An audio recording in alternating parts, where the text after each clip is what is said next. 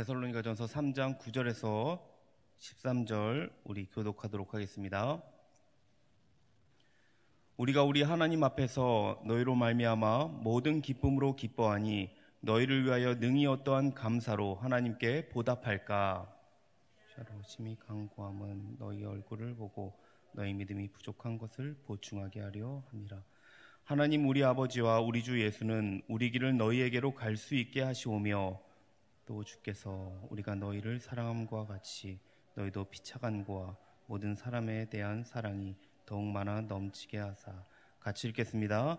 너희 마음을 굳건하게 하시고 우리 주 예수께서 그의 모든 성도와 함께 강림하실 때에 하나님 우리 아버지 앞에서 거룩함에 흠이 없게 하시기를 원하노라. 아멘. 네, 오늘은 담임 목사님께서 이제 총대로 나가셨기 때문에 제가 설교를 하게 됐습니다. 담임 목사님이 내일까지 이제 총회에 있기 때문에 함께 기도로 같이 기도해 주시면 감사하겠습니다. 자, 오늘 데살로니가 같이 함께 보게 될 텐데요. 데살로니가전서 배경을 먼저 간단히 말씀을 드리고 계속해서 이어서 나누도록 하겠습니다. 데살로니가는 이 로마와 아시아의 이 중간에 있는 위치에 있습니다. 그러니까 교통의 중심지가 됩니다. 그러니까 교통의 중심지다 보니까 사람들의 왕래가 많고 또한 풍요로운 도시였습니다. 오늘날도 이 그리스도에서 두 번째로 큰 도시이고 또 무역이 매우 발달한 도시이기도 합니다. 그만큼 매우 풍요로운 도시라고 생각하면 될 것 같습니다. 이런 도시에 바울이 데살로니가 교회를 설립하고 이제 복음을 전파합니다. 그런데 안타깝게도 바울이 얼마 못 있습니다. 갑작스럽게 어쩔 수 없는 가운데 이 데살로니가를 떠나게 됩니다. 데살로니가 교회를 제대로 돌보지 못하고 떠나갔으니까 바울에게 얼마나 큰 이 무거운 짐이었겠습니까? 그래서 그 문제를 해결하기 위해서 디모데를 그곳까지 파송해서 그들을 돕고 섬기고 세우도록 합니다.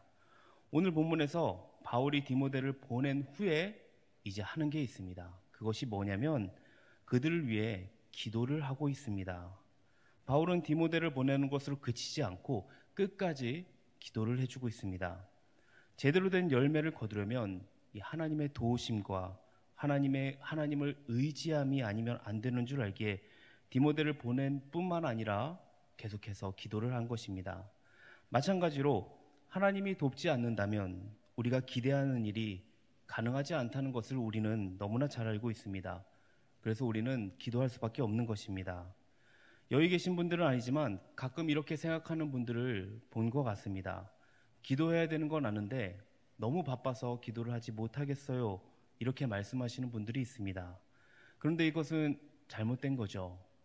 성경적으로 바른 것은 할 일이 많을수록 기도하지 않을 수가 없다입니다. 이것은 교회 다니는 모든 분들이 아는 내용일 것입니다. 하지만 실제적으로 이것이 잘 되지 않는다는 것입니다. 기도뿐만 아니라 신앙생활도 잘하고 싶은데 마음대로 안 될 때가 많다는 것입니다. 우리가 신앙생활을 잘하는 몇 가지 중요한 길이 있습니다. 그중 하나가 기도의 문을 여는 것입니다.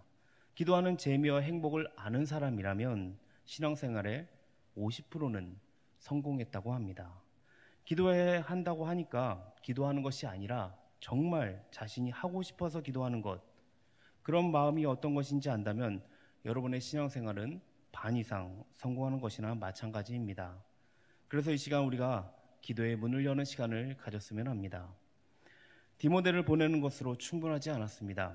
디모데를 보내야 하지만 동시에 기도의 문을 열고 들어가서 하나님의 이름을 부르고 하나님을 의지하고 하나님의 도움을 간구하는 것까지 우리가 가야 한다는 것입니다.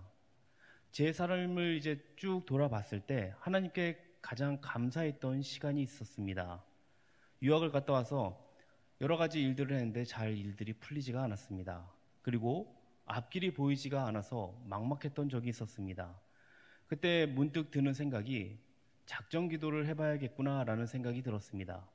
그래서 바로 다음 날부터 작정 기도를 하고 새벽 기도를 나가기 시작했습니다. 젊은 나이에 새벽 기도를 한다는 게 쉽지는 않았습니다. 그래도 끝까지 빠지지 않고 작전 기도를 다 마쳤습니다. 다 마치면 뭔가 딱 이루어질 줄 알았습니다. 그런데 눈에 뭔가 보이지는 않더라고요. 조금 시간이 지나고 나서 나중 돼서야 제가 두 가지를 얻었구나 생각이 들었습니다. 눈에 확 와닿게 변화된 건 없었지만 첫 번째로는 나의 길을 확실하게 정할 수 있었던 시간이었던 것 같습니다. 한 번이는 인생 주를 위해 살자라는 결심을 하고 신학대학원에 가기로 작정을 했기 때문에 그 시간이 굉장히 저에게는 귀한 시간이었습니다. 그리고 그 길을 갈 때 참 평안을 얻었다는 것입니다. 두 번째는 제가 기도의 맛을 알게 됐습니다.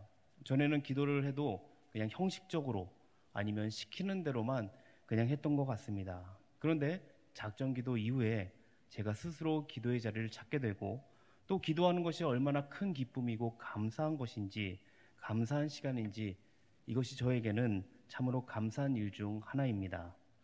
여러분, 성도의 문제 해결은 디모데를 보내는 것으로 그치는 것이 아닙니다.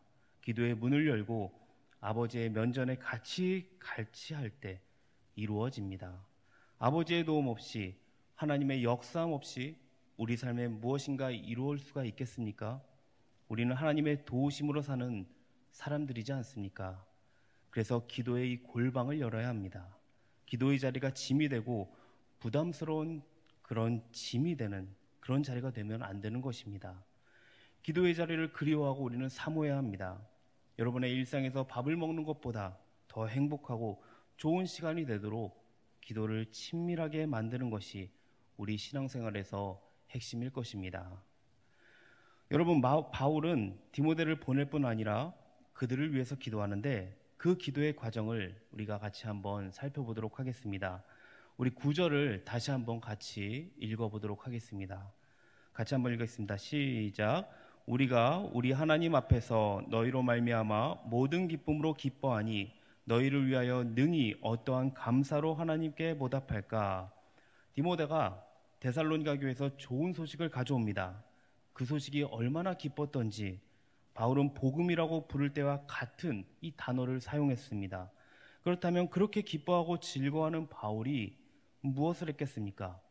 그 기쁨을 기쁨으로만 간직하지 않고 하나님께 감사했습니다. 그러니까 기쁨으로 머물지 않고 하나님을 향한 감사와 찬양으로 옮겨가고 있는 거예요. 여러분, 우리는 많은 감사의 이 제목을 가지고 살아가면서도 감사보다는 이 불평을 많이 하는 시대를 살아가고 있는 것 같습니다. 오늘 하루를 한번 여러분이 생각해 보시기 바랍니다. 얼마만큼 불만과 불평을 하셨습니까? 반대로 얼마만큼 기쁨을 누리며 살아가셨습니까?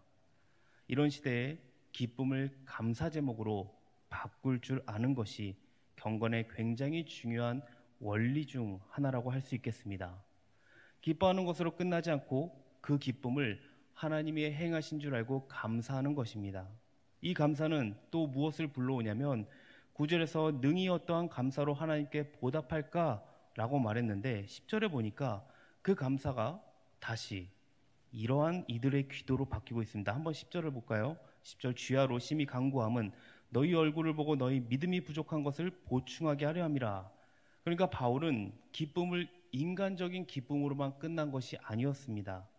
하나님을 향하여 기쁨을 감사로 올려드렸는데 다시 그 감사가 기도로 바뀌고 있다는 거예요. 즉 하나님의 행하신 일에 대한 감사를 드리다 보니까 하나님이 해주실 것에 대한 기도가 또다시 나오는 것입니다. 여러분, 신앙생활에서는 이 순환고리가 잘 연결되는 것이 중요합니다. 기쁨이 감사로, 감사가 하나님이 행해 주실 것에 대한 간구로 바뀌는 것, 이것이 아주 자연스럽고 당연하게 이루어지는 것이 우리 신앙생활의 핵심일 것입니다. 그런데 잘 생각해 보면 우리가 하나님께 기도할 때 감사의 기도는 잘 많이 하지 않은 것 같습니다. 처음에 잠깐 감사를 기도를 하다가 다른 기도로 넘어가는 것 같습니다. 우리 안에 하나님을 향한 고백과 감사가 저와 성도님들 가운데 더 많이 쏟아지기를 소망합니다. 하나님을 향해서 우리의 소원과 간구를 아뢰기 전에 하나님이 하신 일로 인한 감사가 우리 안에 많아지기를 축원합니다. 10절을 다시 한번 볼까요? 10절을 보시면 하나님을 향한 감사가 하나님이 행해 주실 것에 대한 간구로 바꾸고 있는데 그 내용이 무엇인지 한번 보겠습니다. 처음 여기 주야로 심히 간구한다라고 나오는데 이것은 너희가 상상할 수 없을 만큼 내가 지금 기도하고 있다라는 뜻입니다. 바울이 낮과 밤으로 데살로니가 성도들이 상상할 수 없을 만큼 많이 기도하고 있는데 무엇을 위해 기도합니까? 너희 얼굴을 보는 것, 너희 얼굴을 보기 위해서 기도한다고 합니다. 바울은 가서 그들의 얼굴을 보고 싶어 합니다. 편지로도 얼마든지 격려하고 권면할 수 있지만 얼굴을 보는 것과 비교할 수 없을 것입니다. 그 다음에 무엇을 하려고 합니까? 너희 믿음이 부족한 것을 보충하게 하려 한다 하고 있습니다. 여러분 처음에 말씀드린 것처럼 데살로니가 성도들은 이제 간 예수를 믿은 사람들이기 때문에 진리에 대한 지식도 윤리에 대한 실천도 많이 필요했을 것입니다. 그래서 너희 믿음이 부족한 것을 보충하려 함이라고 말하고 있습니다. 자, 이 주제는 성경 전체를 지배하는 아주 중요한 주제 중 하나입니다. 어떤 분들은 이렇게 생각할 수도 있습니다. 예수 믿으면 구원받는다고 하는데 그럼 내가 좀 편안하게 살고 천국에만 가면 되는 거 아닌가요? 뭐 지옥에 안 가고 천국에만 가면 되지 라고 생각하는 분들이 있습니다. 많은 사람들이 이렇게 신앙을 본질적으로 생각을 합니다. 그런데 안 믿는 것보다 그렇게라도 믿는 것은 정말 귀하고 복된 것이죠. 그러나 성경은 뭐라고 말합니까?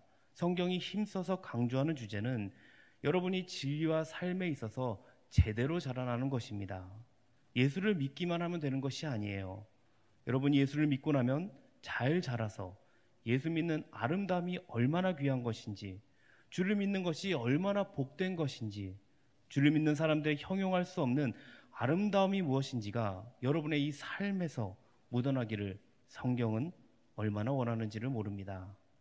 그래서 에베소서 4장 15절에 보면 성경이 여러분과 저에게 이렇게 말하고 있습니다. 같이 한번 읽어보도록 하겠습니다. 시작. 오직 사랑 안에서 참된 것을 하여 범사에 그에게까지 자랄지라. 그는 머리니 곧 그리스도라. 기독교는 믿기만 하면 된다고 말하지 않습니다. 우리가 믿고 나면 예수님처럼 되기를 원하고 있습니다. 다른 본문을 보면 그냥 예수처럼이 아니라 그리스도의 장성한 분량이 충만한 데까지 이르도록 여러분과 저를 기대하고 있습니다.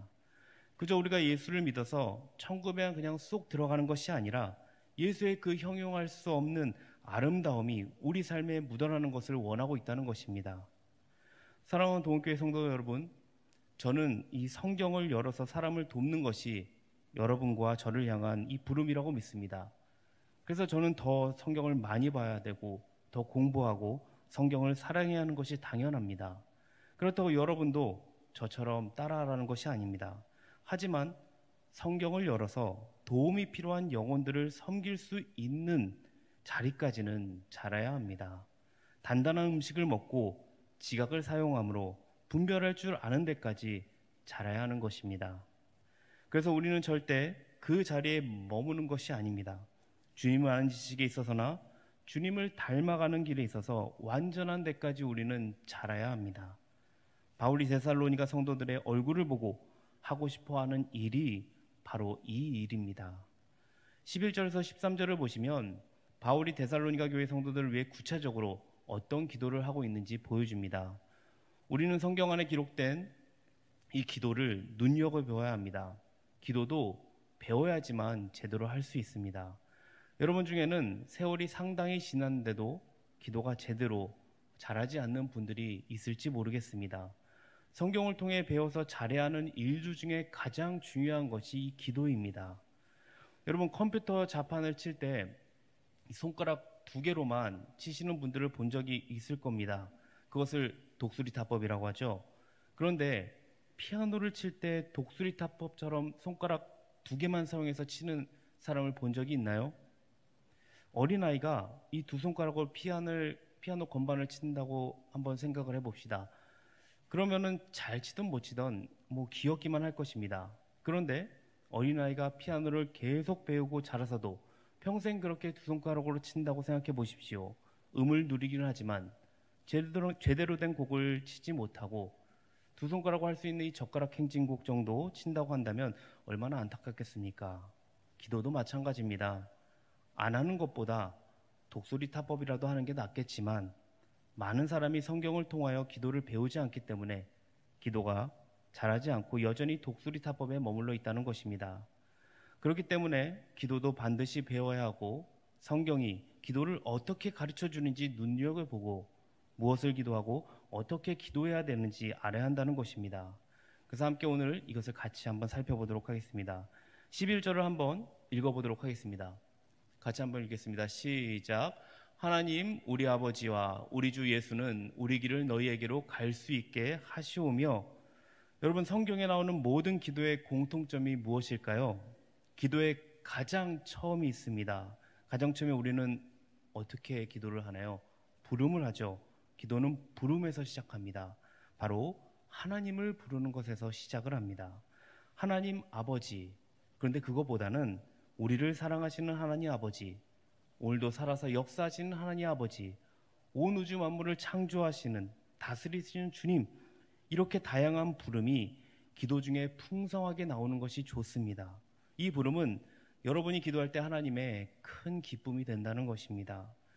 예를 들어서 자식들이 그냥 엄마하고 와도 기쁘겠죠.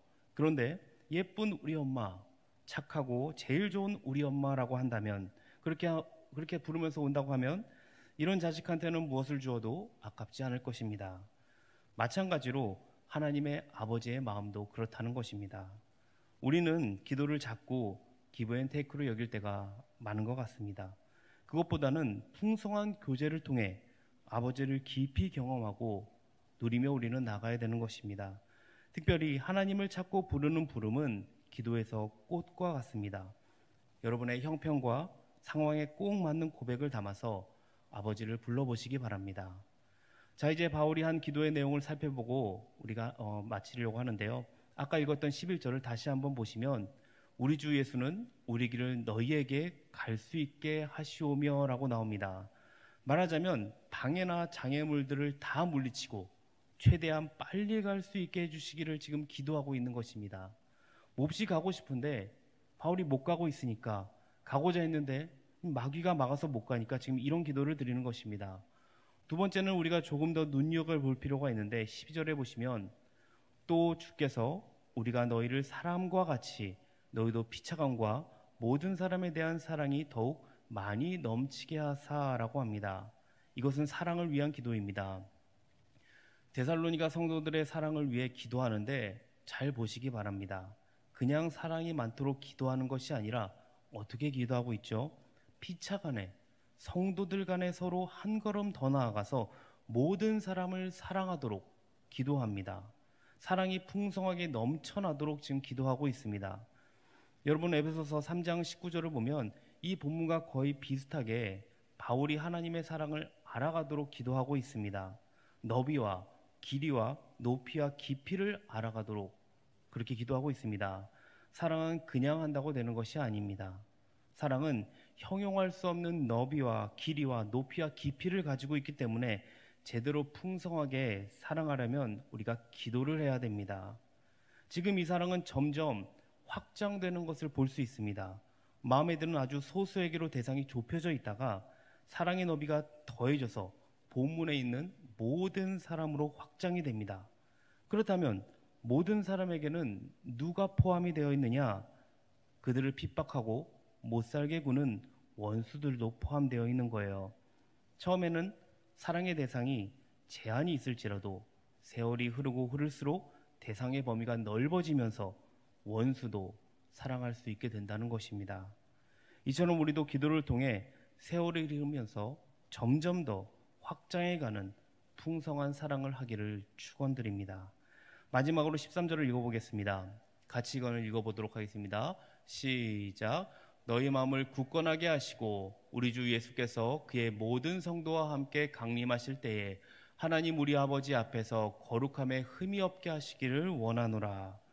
오늘 본문에서 바울의 모든 기도 제목이 전부 누구를 지향하고 있는지 아십니까? 바로 타인을 지향하고 있습니다. 성경은 여러분이 기도할 때 나 자신을 위해서 기도하면 안 된다고 절대 말하지는 않습니다. 그러나 우선순위가 있습니다. 그리고 기도의 비율도 중요합니다. 여러분의 기도가 늘 자기만 지향하고 있다면, 혹은 여러분의 기도가 다른 한 부분에만 지향하고 있다면 한 번쯤은 생각해 보아야 합니다. 너무 내 중심적으로 기도하고 있지는 않은가? 교회 안에 있는 다른 자녀들과 이웃에 있는 다른 자녀들을 위해서 기도하고 있지는 않았는가? 그래서 여러분, 우리는 기도의 범위와 이 비율을 잘 조절해야 합니다. 늘 하던 대로만 기도하지 마시고 성경이 가르치는 대로 다른 사람들을 위한 기도 제목의 비율을 조금 더 높이시기 바랍니다. 현재만 붙들며 사지 마시고 미래를 기도 제목으로 안으로 가져와 보시기 바랍니다. 그럴 때 여러분의 기도가 더욱더 풍성해지고 은혜가 더해질 줄 믿습니다. 오늘 이 시간 이 풍성한 기도의 제목과 은혜가 이 가운데에 넘쳐나기를 주님의 이름으로 축복합니다. 아멘. 우리 함께 이 시간 찬양하고 우리 기도의 자리로 나갔으면 좋겠습니다. 여러분, 기도는 이 자녀의 특권입니다. 우리가 다시 이 기도의 골방을 세우고 만들 수 있도록 이 시간 기도했으면 좋겠습니다. 그리고 주님과 깊은 교제의 시간이 될 수 있도록 우리 함께 찬양하고 기도의 자리로 우리 나아가도록 하겠습니다.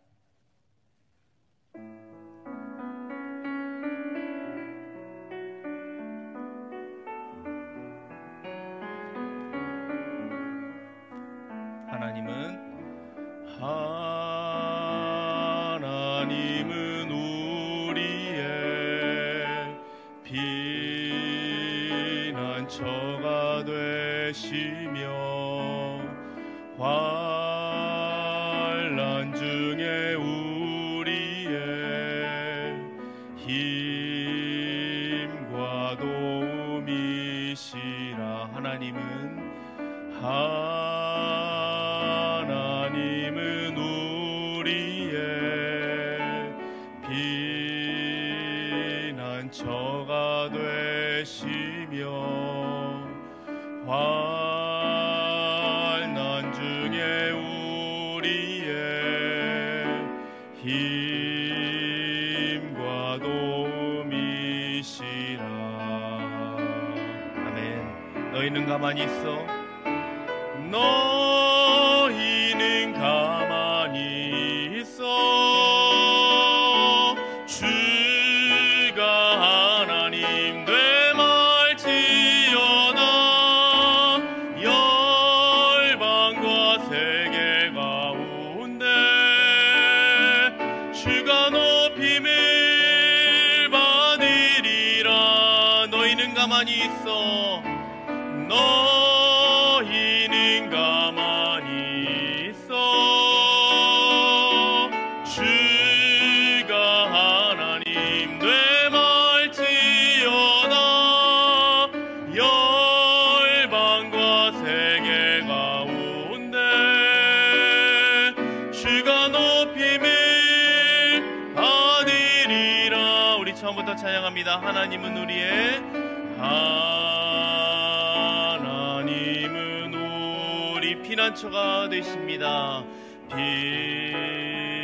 피난처가 되시며 환난 중에 우리의 힘과 도움이. 우리 한 번 더 고백합니다. 하나님은 우리의 하나님은 우리의 피난처가 되시며 환난 중에 우리의 힘과 도움이십니다. 우리 함께 선포하며 나가도록 하겠습니다.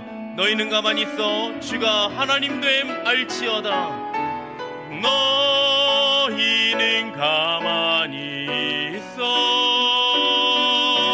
주가 하나님 됨 알지어다. 열방과 세계 가운데 주가 높임을 받으리라. 사랑합니다 내 아버지.